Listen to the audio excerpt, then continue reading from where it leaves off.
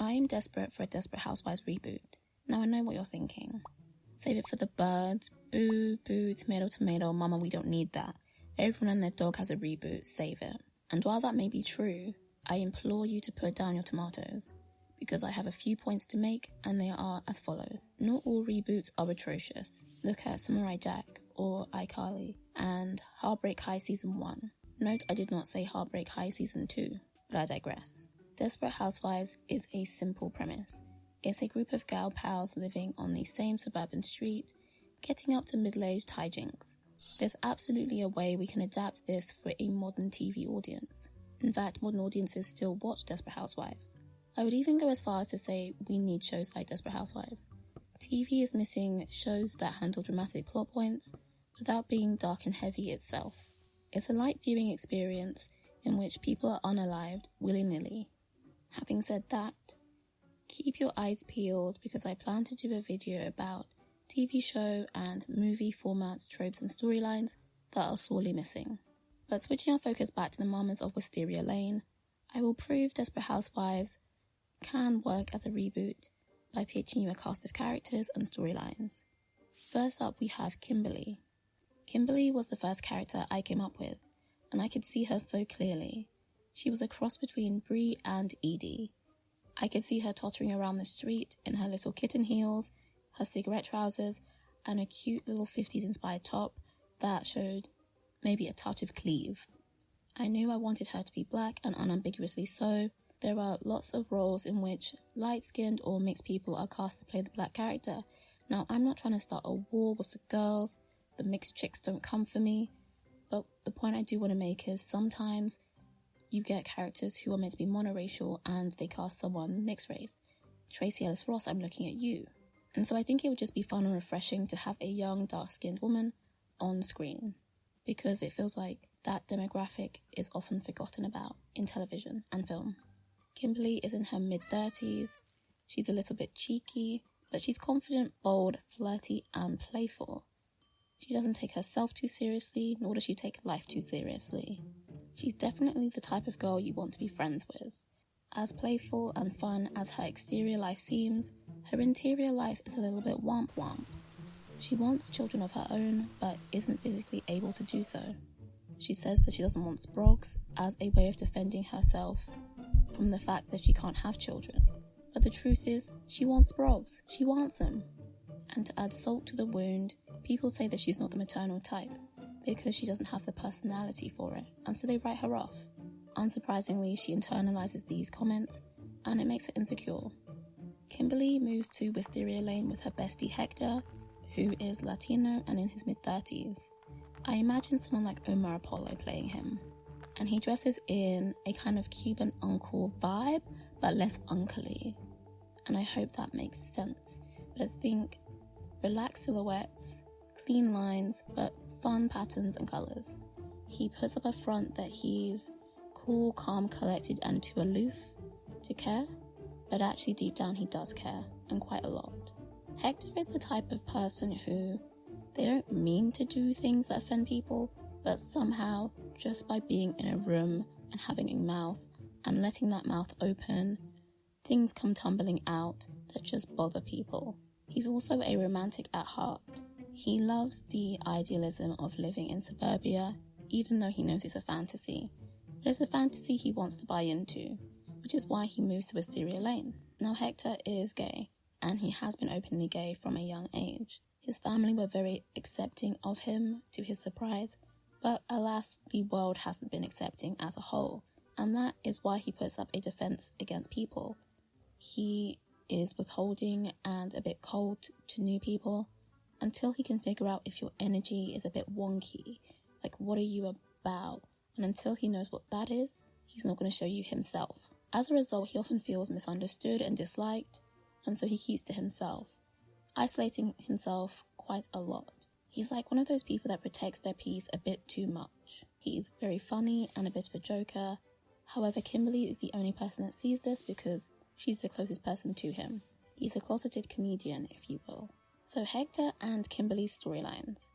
They move to Wisteria Lane as besties with a shared dream of just living in suburbia. They go around introducing themselves to the neighbours, offering baked goods. Of course, Kimberly did not bake them. She bought them from an artisanal bakery, scuffed up the edges, put them in the oven, and made them look homemade. She's no fool. And they gave them out to people to introduce themselves. Somehow at every house, Hector says or does something that rubs people up the wrong way, and everyone's feeling a bit sour towards him. It's lemons and limes everywhere. Kimberly tries to do damage control, but it does not work. People on the street assume Hector and Kimberly are romantic partners because they don't tell them otherwise. So when they see Hector bringing home a guy a few days later, after moving onto the street, the rumour mill catches a light from chugging so hard. Chug, chug, chug, chug, chug. Word spreads along the street, and now people think that Hector is a nasty cheater. Before it was lemons, now it's cold shoulders. You don't even get fruit anymore. It's too cold for fruit. Hector's out on his own. Obviously, Hector does not know about the rumours, and so he assumes people are still being frosty because of his bad introductions around the street. Meanwhile, Kimberly's getting the skinny from the other housewives. They sit her down and tell her, "Your boy Hector is moving unserious. He's a philanderer and he's disgracing you in public." Kimberly just explains to them that they are actually just best friends. Kimberly tells Hector that the streets are saying he belongs to the streets, to which Hector gets very offended, naturally. So now it's his turn to be sour. His idea of suburban bliss shattered. So he holds back from his neighbours, even more disillusioned than before. And even though the cheating situation has been clarified, he won't talk to them. So now they think he's arrogant. He just can't stop catching allegations against his character. While this is happening, Kimberly is having a whale of a time. She's made friends and she's settled in easy. She tries to bring Hector into the fold, but it doesn't work. She tells people how funny he is, and they think she's telling porky pies, because they do not see that side of Hector at all. I haven't quite figured out how, but some time will go by and things will be resolved. Hector will warm to the residents of the street, and they will warm to him in turn. It will be good vibes, kumbaya, love, love, love everywhere, and Hector will have a bunch of friends. Next up we have Ajay, and Ajay, I guess, is my response to Mike. So Ajay is Indian in his late 30s/early 40s. I've cast him as Dev Patel because I have been obsessed with Dev Patel since the winter of 2016 when I saw Lion. And I just feel like it's very crucial that Dev Patel be in everything. His personality is charming, thoughtful, warm, all the good things you want from a partner. He's that. However, he's also a bit clumsy. Now, when I say he's clumsy, he's nowhere near as bad as Susan. Susan is a daft bird, and I cannot stand the idea of creating a character as unserious as her, but he's a little clumsy. He's very much one of those people that has his life squarely on track, quote unquote. AJ's the type of person that managed to do everything at the quote unquote right time. He hit all the milestones when he was supposed to. However, he is now a widower. His wife passed away about 10 years ago, so they weren't married very long. He misses her, but there's been a good amount of time since she's passed, so he's not still grieving, which is good because it helps our girl Kimberly swoop in there and secure her man. And we will get into how that happens in a bit.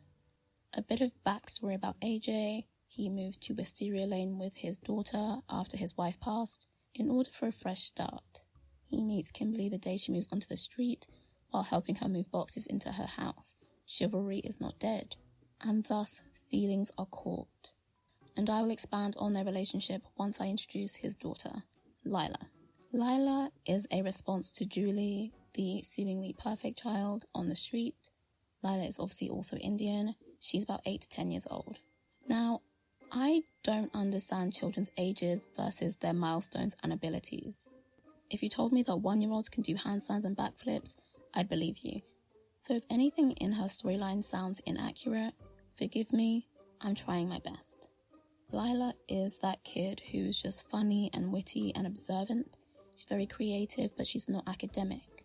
She's precocious, which I know is overused so much, word to Wes Anderson. But I don't see her as being book smart, rather she's the type of kid that says things that only adults would typically think of to say. Which I guess is also how Wes Anderson uses that trope, but whatever. Okay, I'm doing it. She's precocious. Next. Lila stands her dad and Kimberly. She stands. She lives for it. Her mom died so long ago when she was young, it doesn't move her as deeply as it might move someone like her dad. Lila just wants a complete family unit. She wants a mother, and she is so gung-ho at the idea of it being Kimberly. She thinks Kimberly is cool, smart, funny, slay, and she's correct in her assessment. Kimberly is all those things. So yeah, bring her in as mother. Obviously, Lila will have her own storylines about whatever it is children do. She'll interact with the other kids on the street, watch Skibbity-Doo toilet, is that what the kids do these days, and not go outside.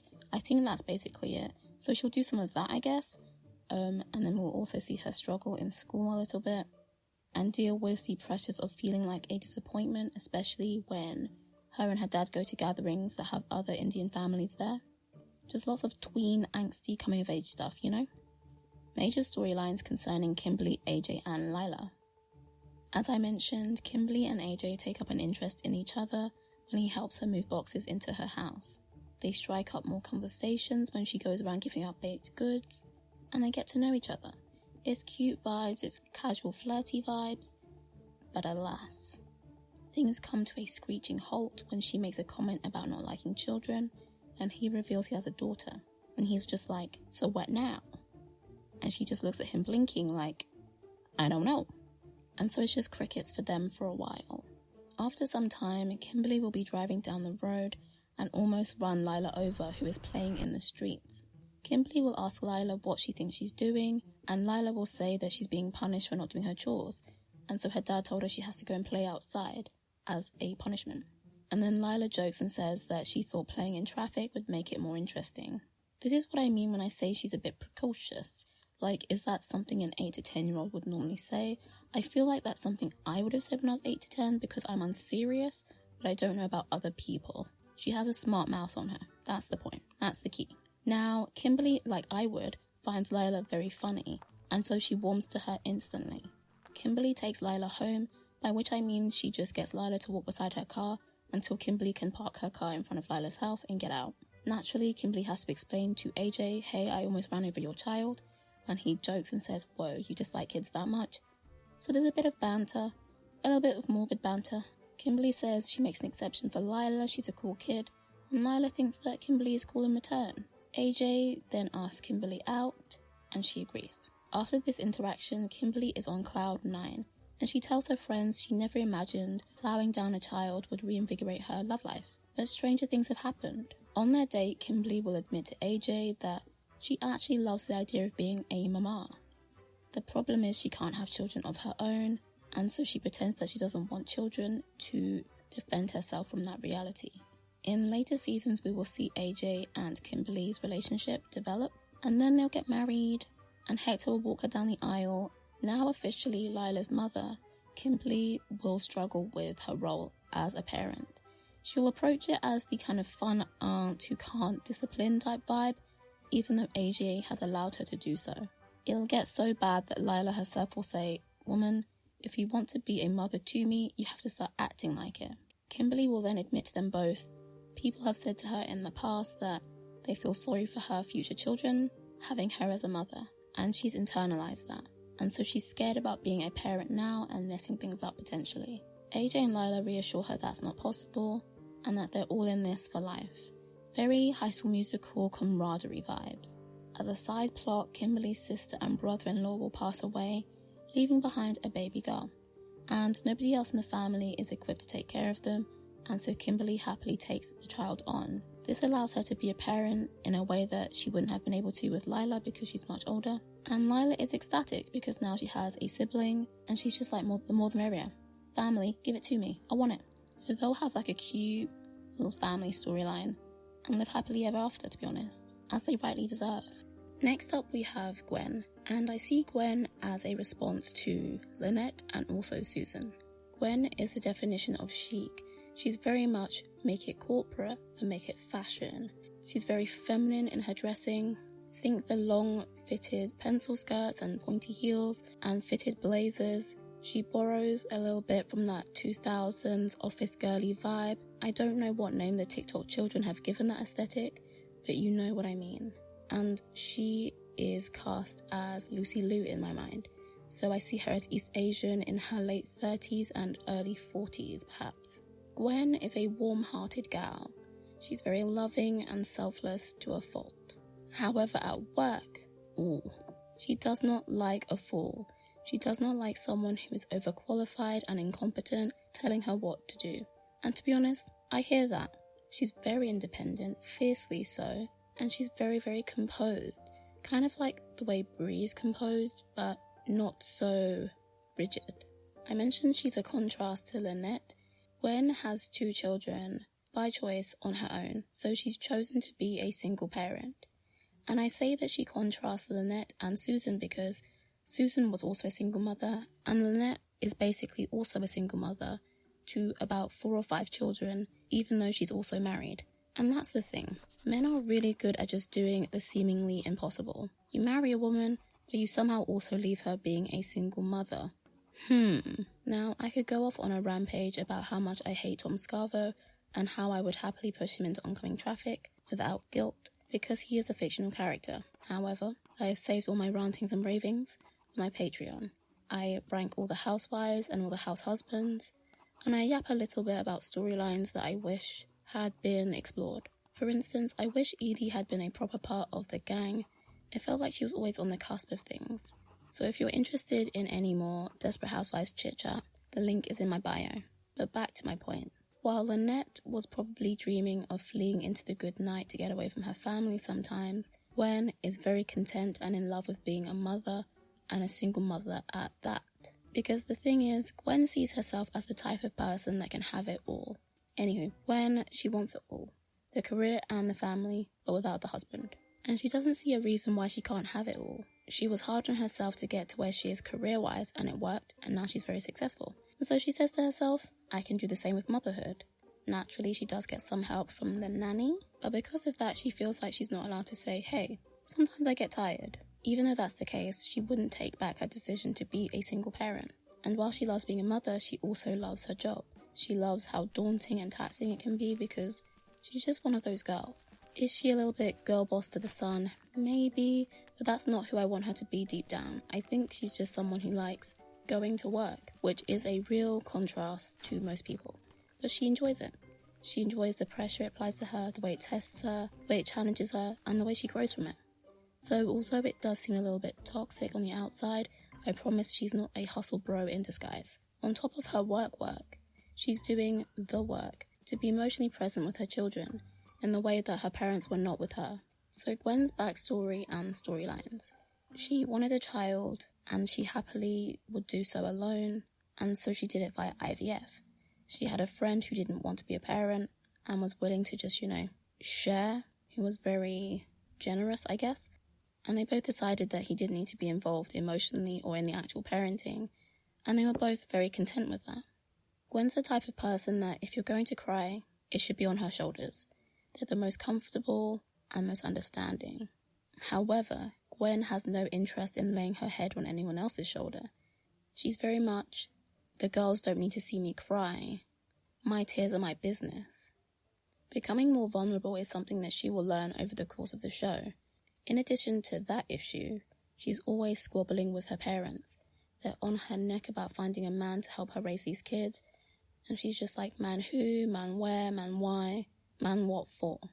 A storyline she will experience is the realization that she doesn't verbalize her love and her pride for her children to them. And this will help her contextualize some of her own upbringing, and it will help her forgive her parents for just not being emotionally available in the way that she would have liked.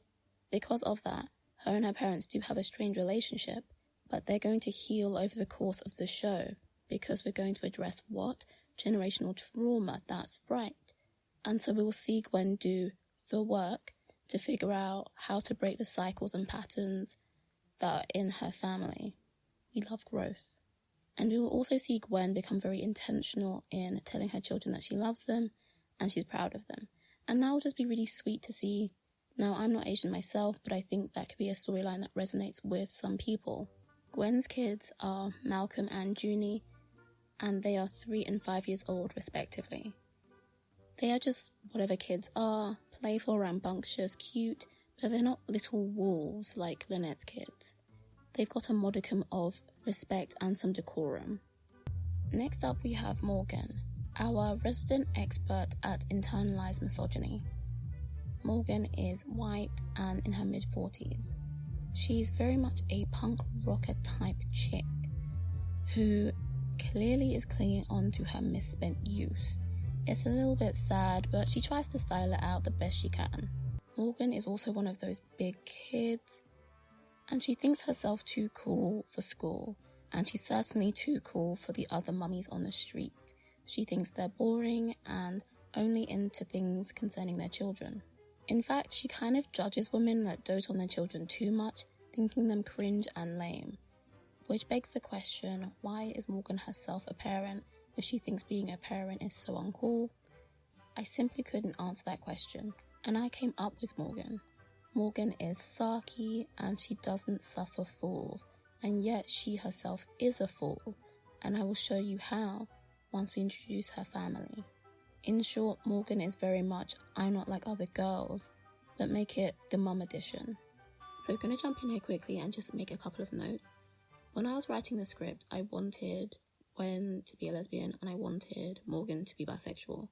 And I took it out because I just felt like I didn't have any storylines that pertained to those parts of their lives, and so I wasn't sure if it was just like lip service adding it in.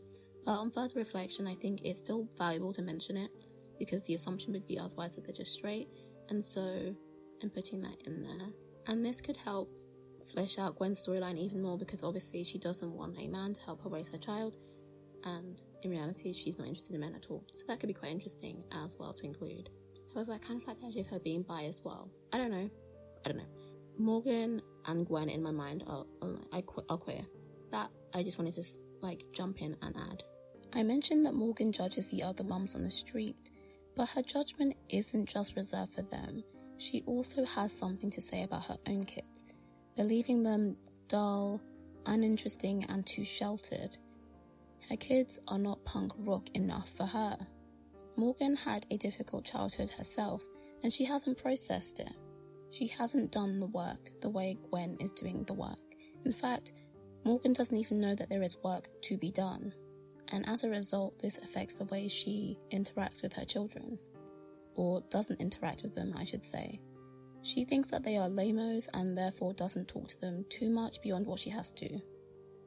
A little of Morgan's storyline. More of her story will come through when we talk about her kids, but let's just lay the groundwork. Morgan doesn't like the burbs, and she resents her husband for moving them there. She also has an issue with her husband befriending the housewives on the street. We will explain that dynamic in just a moment. Now, her husband pushes back and says, you should get to know them, and she's just not interested. Some stuff will happen. Some stuff will really happen.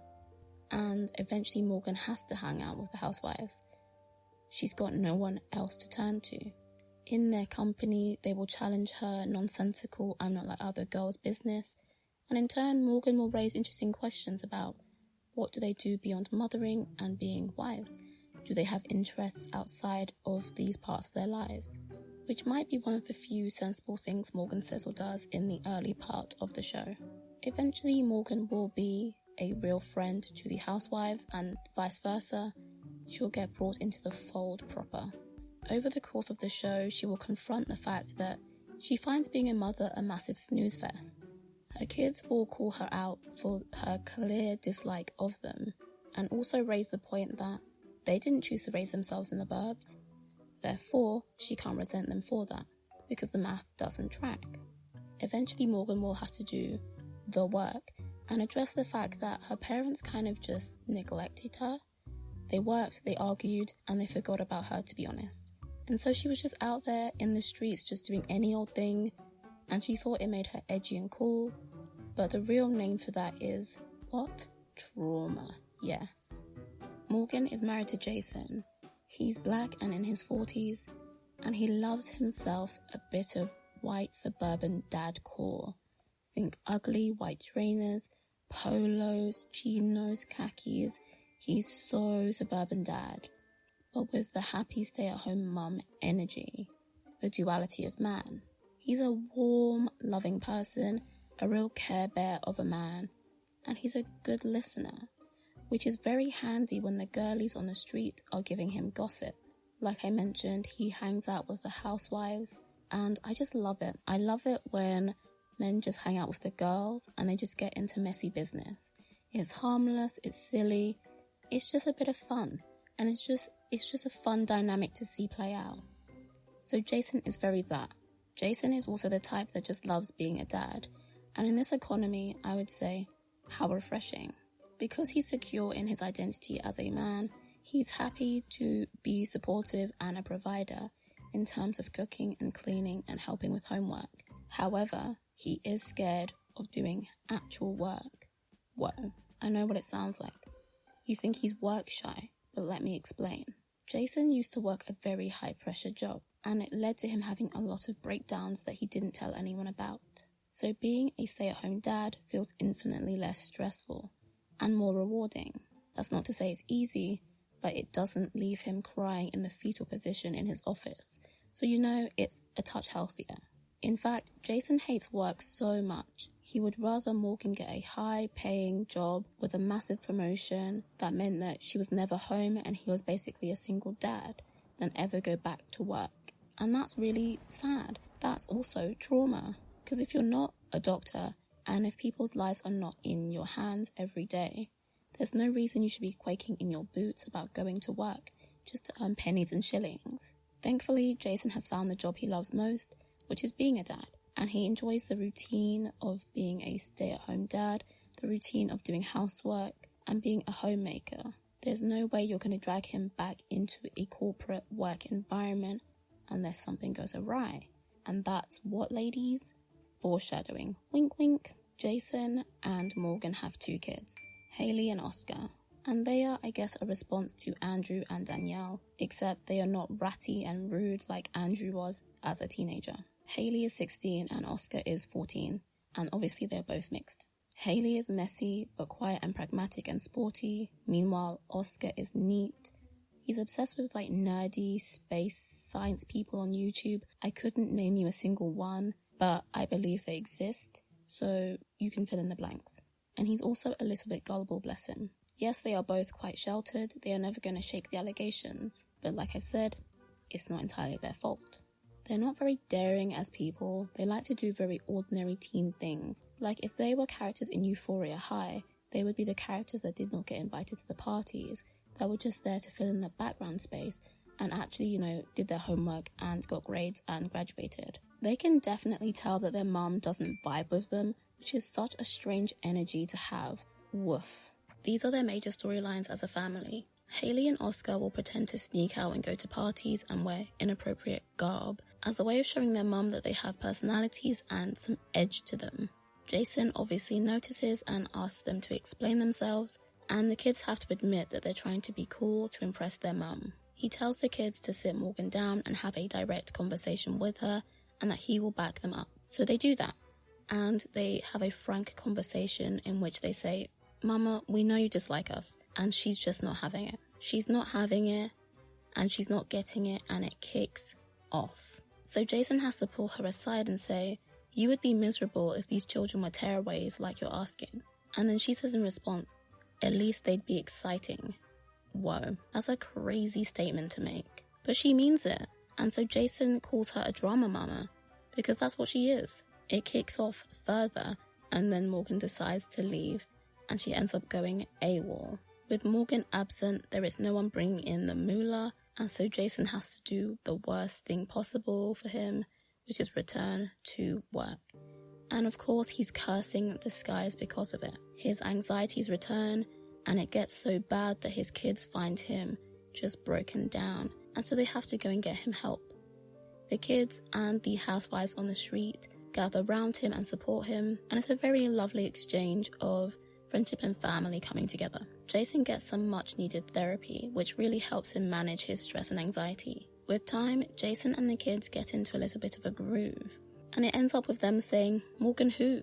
But of course, her spidey senses start tingling, and she realizes that she's being forgotten. Morgan returns to town, and she expects them to be happy to see her, which is a real level of delulu. Of course, no one's interested in hearing her excuses, and now Morgan is all on her own. It's giving very no friends, no family, 16 in the middle of Miami, but without the last part. With no one on her side and nowhere to turn, the housewives graciously extend a hand to Morgan. Like the dodo she is, Morgan initially rejects it, but eventually comes around and says, I need a friend somewhere, okay fine. This is where we will see them challenge each other. They will challenge her perceptions of them, housewives, mothering, etc., and tell her that she sounds unserious and unhinged in her thoughts and beliefs about her children and parenting in general. And then Morgan will say, hey girlies, how about gaining some hobbies? Morgan will eventually do the work and unpack her own trauma and issues. This will allow her to approach her family again from a more sincere place, and they will actually accept her apologies slowly with time and heal their broken family. Jason will also explain that he had work-related anxiety, and with Morgan back in the picture, of course, back into work she goes. And although he's not scared of work anymore, he is very, very relieved. Next up is Amira, and she's kind of inspired by Gabby. So she's in her late 20s and she's twice divorced. She's also Asian. She's the type of person you want to be around in every and all situations. She can just make things fun even when it doesn't seem possible. Having said that, she can be a bit impulsive and reckless, but at least you get a good story out of it. You know, people often label themselves as girls, and then it ends up being hogwash. Well, Amira really is a girl's girl. She stands on female friendship, and that is because she has a litany of failed relationships, which she blames herself for. And so over the years, she has learned the importance of having your gal pals beside you, and she's content with just being single and not having kids. She lives on Wisteria Lane in her deceased aunt's house because after her divorce, she couldn't afford to move anywhere else because the economy, remember? She rents the place from her mum, who now owns it, and she gets to live there at a discount. Amira, we will see interact with the other housewives, get to see a contrast between them at their different ages and stages in life. Again, the duality of womanhood. Over the course of the show, she will realise she's aromantic. And I think that can be a fun storyline to unpack because being aromantic is so often not discussed in media. And it could be a real contrast to the world, which is very love-obsessed. I mean, look at how many shows we have about dating. Our last housewife is Miss Natalie. Natalie is mixed race, she's in her early 30s, and she's a real Lisa Bonet type.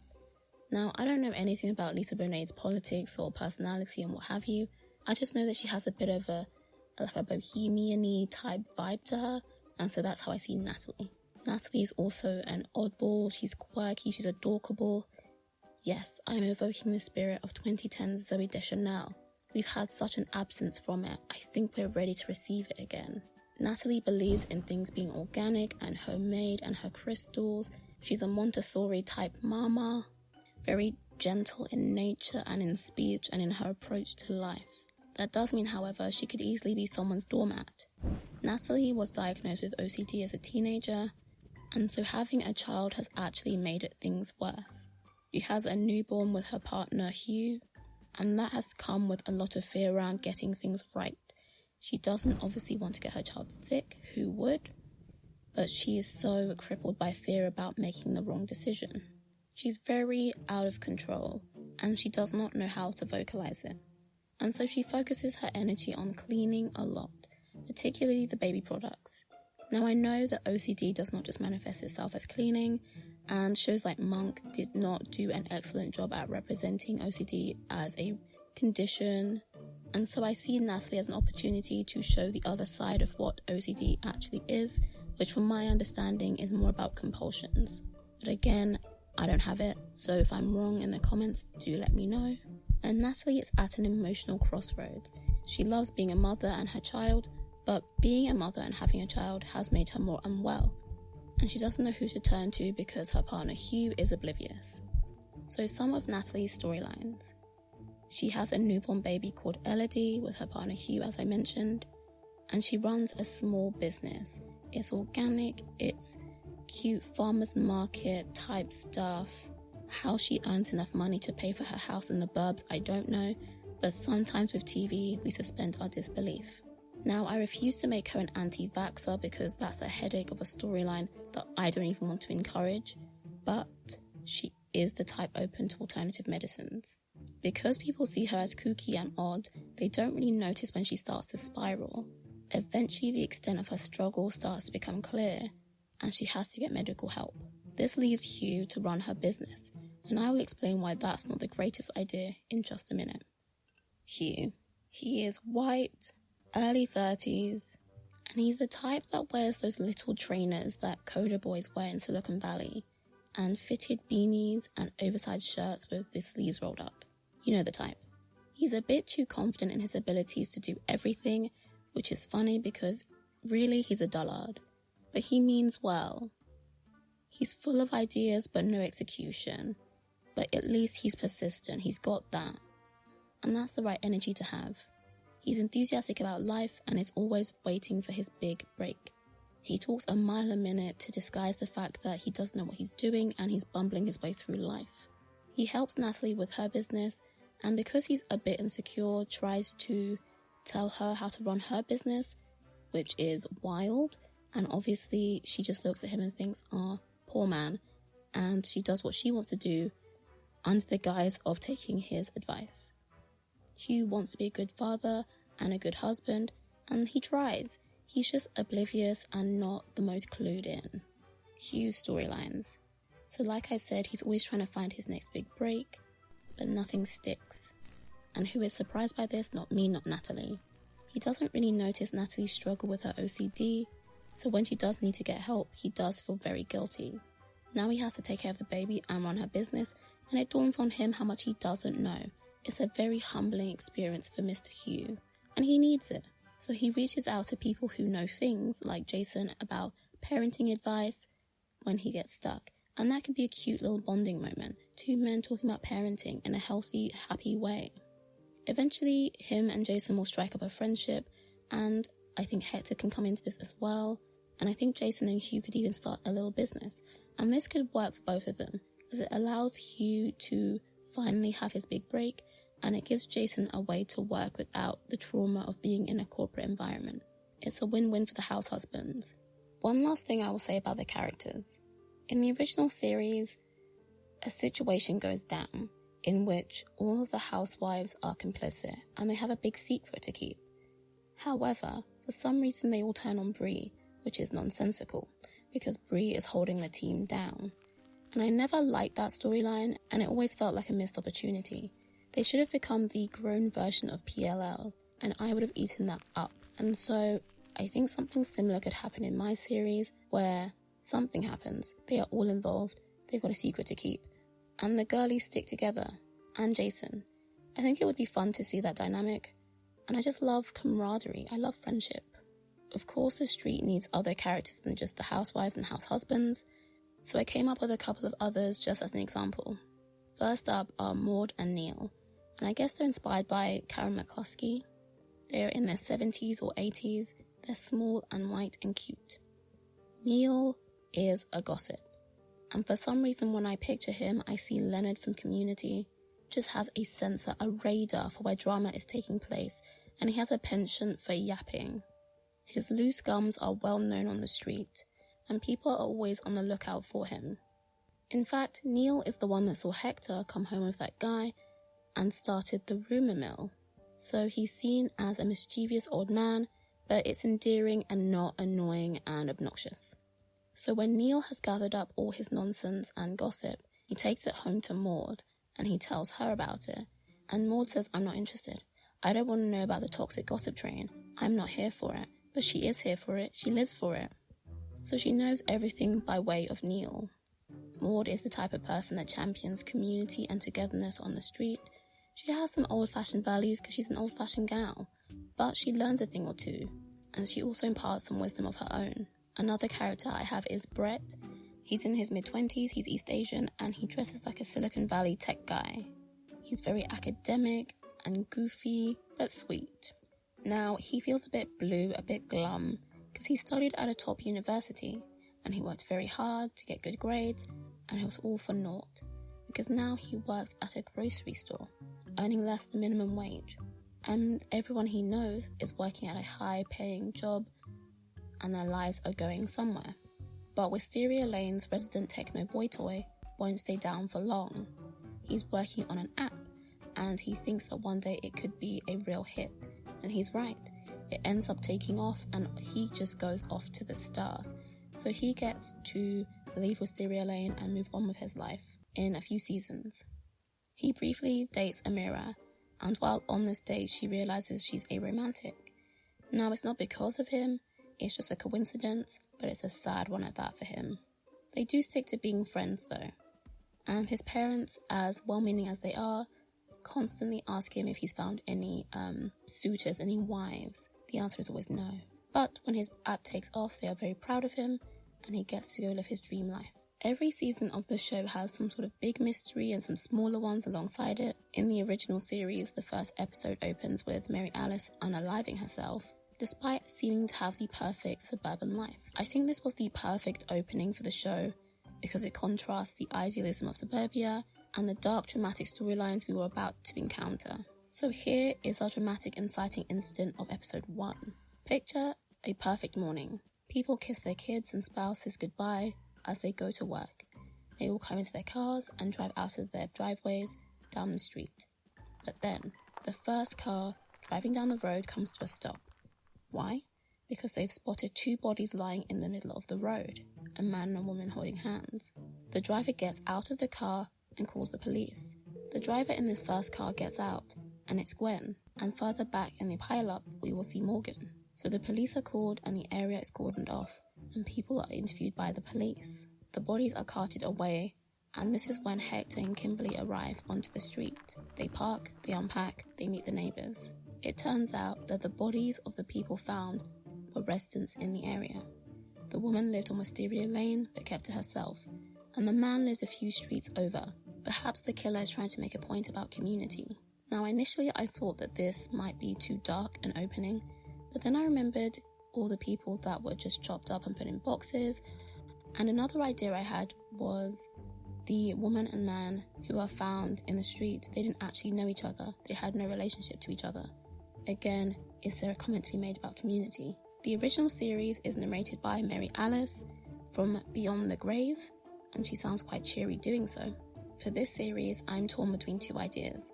Having the housewives narrate a season each as a way of providing more into their internal lives, or having the deceased woman that was found on the street narrate like Mary Alice. I think this could be an interesting contrast because then she can have a bird's eye view, and it could be interesting to hear her thoughts as someone who didn't know the main characters very well, whereas Mary Alice did know the housewives well. Let me know which idea you think works better. So those are the characters and storylines I came up with. I hope I have convinced you that there is a place for a Desperate Housewives reboot on modern TV.